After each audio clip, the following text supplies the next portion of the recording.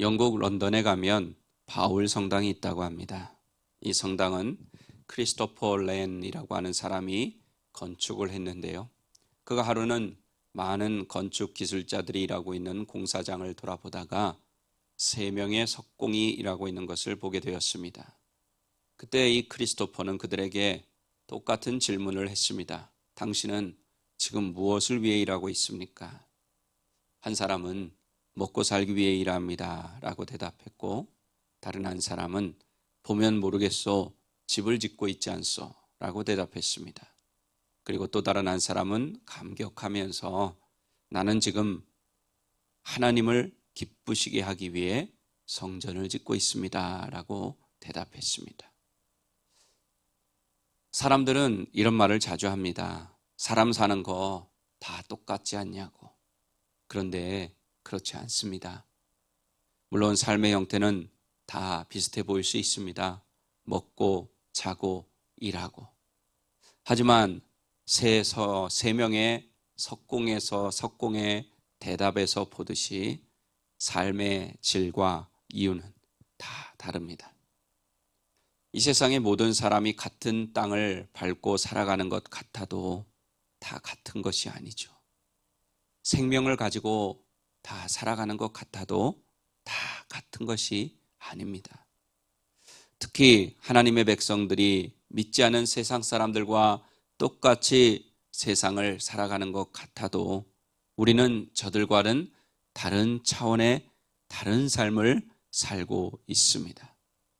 세상 사람들과 같은 땅을 밟고 살아가도 우리의 삶의 목적은 하나님의 영광이라는 최고의 목적이 되어야 합니다. 저는 오늘 본문 말씀에 의지해서 같은 길 다른 목적지라는 제목으로 그리스도인으로서 이 시대를 살아가는 우리에게 주시는 은혜를 나누고자 합니다. 200만 명이나 되는 이스라엘 자손들은 하나님께서 홍해를 갈라주셔서 그 길을 따라 홍해를 건너갔습니다. 200만 명이 다 지나가는데 아마 꽤 오랜 시간이 걸리지 않았을까요? 이제 이스라엘 자손들이 거의 홍해를 다 건너갈 무렵 하나님께서는 애굽 군대를 맡고 있는 구름 기둥을 열어주신 것 같습니다. 그랬더니 애굽 군대들도 하나님께서 홍해 가운데 열어놓으신 그 길로 병거를 몰아 달리기 시작했습니다. 이스라엘 자손들을 추격해서 잡아야 했기에 있는 힘을 위해 달려갔을 것입니다. 바다 중간쯤 왔을 때 하나님께서는 애굽 군대를 어지럽게 하셨어요.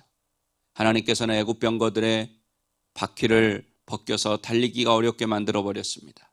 그 현장에 있는 애굽 사람들은 두려워하기 시작했어요. 왜냐하면 애굽에 내린 10가지 재앙, 그 재앙을 일으키신 하나님께서 또 그렇게 하신다고 생각을 했기 때문입니다. 이들은 빨리 도망가자고 아우성치며 다시 왔던 길로 돌아가기 위해 돌아섰습니다. 그 순간 하나님께서는 모세에게 손을 내밀어 바닷물이 애굽 사람들과 그 병거들 위에, 기병들 위에 다시 흐르게 하라고 명령하셨습니다. 하나님의 명령대로 모세가 지팡이를 홍해를 향해 다시 들었을 때 마치 이스라엘 백성들이 건널 때는 지켜주었던 것 같이 벽을 이뤘던 그 바닷물이 다시 합쳐지기 시작했습니다. 물이 합쳐져서 바닷물이 흐르니까 어떻게 되었겠습니까? 애굽 군대는 하나도 빠짐없이 다 바닷물 속에 빠져 죽었습니다. 홍해를 건너간 이스라엘 자손들은 바닷물이 다시 합쳐지고 애굽 군대가 그 물 가운데 수장되는 모습을 처음부터 끝까지 다 지켜봤습니다. 실제로 자신들의 눈앞에서 이런 일이 일어나는 것을 지켜본 이스라엘 자손들은 어떠한 마음이 들었을까? 하나님이 두려웠기 시작했습니다. 오늘 본문 31절에 보면 이스라엘 백성들이 이 장면을 보고 여호와를 경외했다. 또 모세를 믿었다. 이렇게 기록하고 있습니다. 그 장면이 얼마나 대단했으면 이스라엘 백성들이, 그 완악한 이스라엘 자손들이 그런 마음이 들었겠습니까? 본문을 조금 더 들여다보겠습니다. 지금 이스라엘 자손들이나 애굽 군대는 하나님께서 열어놓으신 동일한 바닷길을 들어서서 지나갔습니다. 하지만 이 길을 건너가는 모습은 너무나 대조적입니다. 이스라엘 자손들은 쫓기는 신세가 되어서 노인들을 부축하고 아이들의 손을 잡아 이끌고 또 자신들의 가축을 데리고 그 길을 지나가고 있습니다. 이에 반해서 애굽의 군대들은 갑옷을 입고 멋있는 병거를 타고 튼튼한 무기를 들고 지금 그 길을 지나가고 있습니다.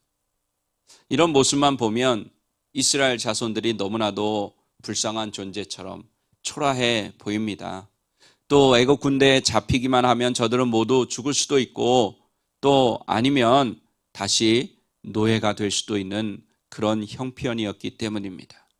하지만 하나님께서 일하기 시작하시자 애국 군대는 순식간에 우왕좌왕하게 되고 갈라진 홍해의 물이 다시 합쳐져서 저들은 다 죽은 시체가 되고 말았습니다.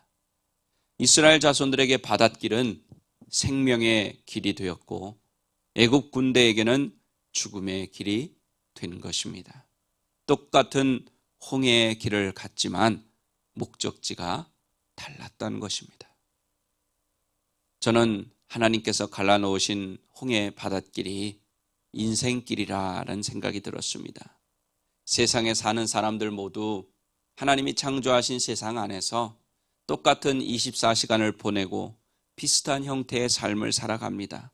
하지만 예수 그리스도를 믿는 하나님의 백성들은 천국이라는 목적지를 향해 가고 믿지 않는 사람들은 지옥이라는 목적지를 향해 가고 있습니다. 우리는 이 세상을 생명의 길로 여기며 살아가지만 믿지 않는 사람들은 죽음의 길을 가고 있는 것입니다. 여러분은 어떤 길을 가시겠습니까? 물론 지금 예수 그리스도를 믿고 생명의 길을 가고 계시겠지만 그래도 한번 결단해 보십시오. 내가 어느 길을 가겠는가?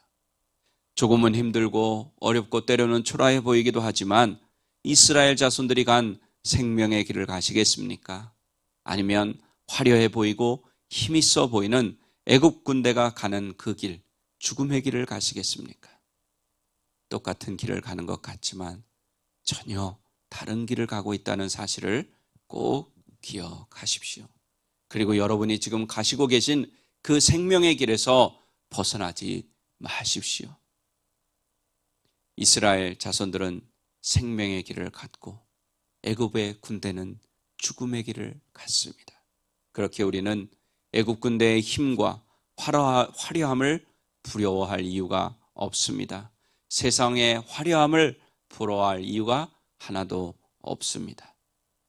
예수님이 가신 그 길을 가는 것이 우리는 생명의 길이라는 것을 알기 때문입니다. 우리 사랑하는 오린교회 가족 여러분, 예수님께서는 아무든지 나를 따라오려거든 자기를 부인하고 자기 십자가를 지고 따라오라고 말씀하셨습니다. 예수님을 따라가는 길은 결코 쉬운 길이 아니죠. 고속도로와 같은 평탄한 길이 아닙니다. 초라해 보일 수 있는 길입니다. 고난의 길입니다. 하지만 그 길이 생명의 길이라는 것을 알기 때문에 우리는 기꺼이 그 길을 가야 합니다. 우리가 주님을 믿지 않은 사람들과 이 땅 위에서 똑같이 살아가는 것 같아도 다른 길로 가고 있다고 하는 것 믿으시기를 바랍니다. 저들의 삶의 목표와 삶의 질이 다릅니다.